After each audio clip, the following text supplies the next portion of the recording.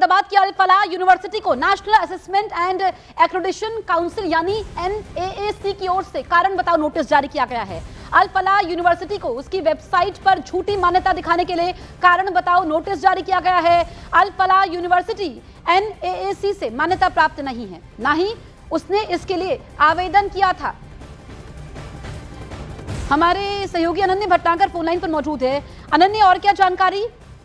जी, साफ तौर पर ये शो कॉज नोटिस जो हम अपने दर्शकों के लिए साफ तौर पर लेके आए, पूरी तरीके से कहा गया है कि ना कभी इन्होंने इस NAAC एक्रीडिटेशन, जो कि एक बहुत जरूरी दस्तावेज होता है जब भी आप किसी कॉलेज या किसी एजुकेशनल इंस्टीट्यूशन को सेटअप करते हैं, कोई कॉलेज सेटअप करते हैं, वो कभी अप्लाई किया गया, ना ही कभी दिया गया। और एक बड़ी बात यह है कि अल फलाह यूनिवर्सिटी की वेबसाइट अगर आप खोले तो उसमें साफ तौर पर दिखता है कि वो ये कहते हैं कि हम NAAC के A ग्रेड सर्टिफाइड कॉलेज है, जो कि साफ तौर पर एक झूठ है। एक झूठ अपनी वेबसाइट पर उन्होंने परोसा हुआ था और उस झूठ का पर्दाफाश करते हुए NAAC ने इनको शो कॉज नोटिस जारी किया और पूछा है कि क्यों इन पर लीगल एक्शन ना लिया जाए और साफ तौर पर क्यों UGC और NMC यानी नेशनल मेडिकल काउंसिल, क्योंकि एक मेडिकल कॉलेज था, उस पर जो है वैसा एक कार्रवाई इन पर क्यों ना की जाए और NMC और UGC का रिकग्निशन इनका कैंसिल क्यों ना किया जाए। तो बड़ी एक बड़ा दस्तावेज कहीं ना कहीं सामने आया और झूठ जो अल फलाह यूनिवर्सिटी और किस तरीके से अल फलाह यूनिवर्सिटी पहले ही एक सेंटर पॉइंट, एक फोकल पॉइंट है,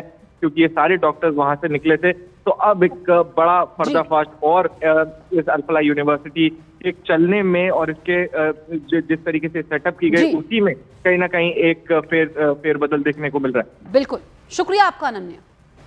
और अब अल फलाह यूनिवर्सिटी सीधे रडार पर आ गई है। NAAC यानी कि national assessment and accreditation council की ओर से उसे जो नोटिस जारी किया गया है उसमें पूछा गया है कि क्यों ना अल फलाह यूनिवर्सिटी पर कानूनी कार्रवाई की जाए। दूसरा सवाल, एक एक करके हम आपको वो सवाल दिखा रहे हैं जो कि पूछे गए हैं और झूठ यहां पर बताया गया है वेबसाइट पर। और रडार पर अल फलाह यूनिवर्सिटी है, क्यों ना यूनिवर्सिटी को भविष्य की मान्यता से रोका जाए, ये यहां पर सवाल किया गया है कि भविष्य की मान्यता से इस यूनिवर्सिटी को रोका जाए। तीसरा सवाल, क्यों ना UGC से मान्यता रद्द करने की सिफारिश की जाए, कारण बताओ नोटिस दिया गया है जिसका जवाब देना है। चौथा सवाल, क्यों ना मेडिकल कोर्स रद्द करने के लिए NMC को कहा जाए। पांचवा सवाल, क्यों ना शिक्षक ट्रेनिंग कोर्स रद्द करने के लिए NCTE को कहा जाए। छठा सवाल, क्यों ना हरियाणा सरकार से कार्रवाई के लिए कहा जाए। सातवां सवाल, क्यों ना टेक्निकल कोर्स की मान्यता खत्म करने के लिए AICTE को कहा जाए।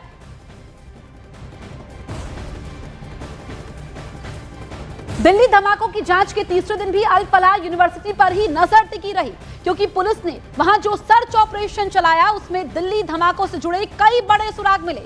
सूत्रों ने बताया कि सबसे बड़ा सुराग यूनिवर्सिटी के कमरा नंबर 13 से मिला, क्योंकि वो कमरा आरोपी डॉक्टर मुजम्मिल का था। इसके अलावा यूनिवर्सिटी के कमरा नंबर 4 की अगर हम बात करें तो पुलिस को आरोपी डॉक्टर उमर की भी डायरी मिली।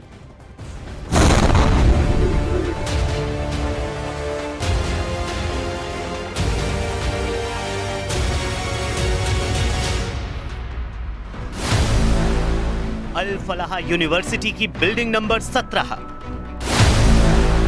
बिल्डिंग नंबर 17 का कमरा नंबर 13 और कमरा नंबर 4, कमरा नंबर 13 और कमरा नंबर 4 से मिली डायरी। डायरी ने खोले दिल्ली धमाके के राज। आखिरकार पता चल गया कि दिल्ली को दहलाने की पूरी प्लानिंग कहां हुई थी। सूत्रों ने बताया कि जांच एजेंसियों के रेडार पर आई फरीदाबाद की अल फलाह यूनिवर्सिटी के 2 कमरों में पूरी साजिश रची गई। ये दोनों कमरे हैं अल फलाह यूनिवर्सिटी की बिल्डिंग नंबर 17 के कमरा नंबर 13 और कमरा नंबर 4। खबर आई है कि फरीदाबाद की अल फलाह यूनिवर्सिटी के कमरा नंबर 13 में ही भारत को दहलाने की एक बड़ी आतंकी साजिश रची गई। ये कमरा नंबर 13 डॉक्टर मुजम्मिल का था और इसी कमरे में डॉक्टर मुजम्मिल दूसरे आतंकवादियों से मुलाकात करता था। पुलिस के सूत्रों के मुताबिक जांच के दौरान पुलिस ने अल फलाह यूनिवर्सिटी की बिल्डिंग नंबर 17 के कमरा नंबर 13 को सीज कर दिया। कमरा नंबर 13 से पुलिस को एक डिवाइस और पेन ड्राइव मिली। इसके अलावा पुलिस को कुछ केमिकल और डिजिटल डेटा भी मिला। सूत्रों ने ही बताया कि कमरा नंबर 13 में ही तय होता था कि यूनिवर्सिटी की लैब से केमिकल बाहर कैसे लाया जाएगा। शक है उसी केमिकल से कम मात्रा में अमोनियम नाइट्रेट और ऑक्साइड मिलाकर विस्फोटक तैयार किए गए थे। सूत्रों के मुताबिक अल फलाह यूनिवर्सिटी के कमरा नंबर 13 और कमरा नंबर 4 से सुरक्षा एजेंसियों को डॉक्टर मुजम्मिल और मोहम्मद उमर की 2 संदिग्ध डायरियां बरामद हुई हैं। इन डायरियों में ऑपरेशन शब्द का इस्तेमाल किया गया था, जिसको डिकोड करने की कोशिश की जा रही है। सूत्रों के मुताबिक डॉक्टर मुजम्मिल और डॉक्टर उमर की डायरी में कुछ कोड वर्ड्स का इस्तेमाल हुआ है, जिससे पता चलता है कि 8 से 12 नवंबर के बीच कुछ होने वाला है। सूत्रों की माने तो डायरी के अंदर ऑपरेशन शब्द का कई बार इस्तेमाल किया गया है। पुलिस सूत्रों के मुताबिक जांच एजेंसियों को यह भी पता चला कि आरोपी doctor Muzammil, doctor Adil, doctor Umar और डॉक्टर शाहीन ने मिलकर लगभग 20 लाख रुपए नकद जुटाए, जो उमर को सौंपे गए। बाद में उन्होंने गुरुग्राम, नूह और आसपास के इलाकों से आईईडी तैयार करने के लिए 3 लाख रुपए का 20 क्विंटल से ज्यादा उर्वरक खरीदा। खबर आई कि उमर और डॉक्टर मुजम्मिल के बीच पैसों का विवाद भी था। उमर ने सिग्नल ऐप पर 2-4 सदस्यों वाला एक ग्रुप बनाया था, जिस पर इन सारी चीजों की चर्चा होती थी। यानी एक एक करके अल फलाह यूनिवर्सिटी से ही दिल्ली धमाकों के राज खुले। वहीं के कमरों से चीजें और आरोपी डॉक्टरों की डायरी मिली, जिससे मिले सुराग से पुलिस ने जांच आगे बढ़ाई। दिल्ली दहलाने की साजिश 1 या 2 दिन का प्लान नहीं है। इसके लिए पाकिस्तान में बैठे आकाओं ने एक मुकम्मल प्लान तैयार किया था। हर मकसद के लिए एक अलग प्रोफेशनल का सिलेक्शन हुआ। अब हम जो आपको बताने जा रहे हैं, उससे आपको मालूम पड़ेगा कि पाकिस्तान के इशारों पर नाचने वाली इस डॉक्टर गैंग ने कैसे अपने मंसूबों को अंजाम दिया। डॉक्टर गैंग को मौलवी इरफान अहमद ऑपरेट कर रहा था। आपको बताएं कि मौलवी इरफान अहमद, अगर हम इसके पता की बात करें तो जम्मू कश्मीर के शोपिया में नौकरी, नौगांव की मस्जिद में इमाम। अब देखिए कि जो ये चौंकाने वाले खुलासे हुए हैं, ये हम आपको एक एक करके बता रहे हैं। मकसद मेडिकल प्रोफेशनल्स को कट्टर विचारधारा से जोड़ना, हर किसी को एक जिम्मेदारी सौंपी गई। अब इसमें मकसद हम आपको बता रहे हैं कि दिल्ली ब्लास्ट केस का ये जो मास्टरमाइंड है मौलवी इरफान, ये मास्टरमाइंड है, और इसके बारे में हम आपको बता रहे हैं कि किस तरीके से इसने दिल्ली ब्लास्ट के आतंकवादियों का सिलेक्शन किया। जम्मू कश्मीर पुलिस ने मौलवी को शोपिया से गिरफ्तार किया। ये अहम गिरफ्तारी है और हम आपको पूरी इसकी कुंडली बता रहे हैं। इसके अलावा अगर हम देखें तो इरफान के इशारे पर शोपिया में जिस तरीके से वहां पर गिरफ्तारी हुई है और किस तरीके से इसने सिलेक्शन किया, लोगों को चुना, किस किस को जिम्मेदारी क्या क्या सौंपी जाए, ये सारा काम होता है। परतें खुलती हुई नजर आ रही है, चौंकाने वाले खुलासे हो रहे हैं। उमर नबी की बात करें, पुलवामा जम्मू कश्मीर, इसका पता है, नौकरी अल फलाह यूनिवर्सिटी फरीदाबाद। और देखिए अब इसको जो है इस यूनिवर्सिटी को भी कारण बताओ नोटिस जारी किया गया है। मकसद दिल्ली ब्लास्ट में इस्तेमाल कार को चला रहा था, इसकी भूमिका यह है। इसके अलावा 29 अक्टूबर को उमर नबी ने i20 कार खरीदी। 11 दिन बाद अल फलाह यूनिवर्सिटी में खड़ी रही और धमाके की रात उमर कार का प्रदूषण सर्टिफिकेट बनाने के लिए निकला।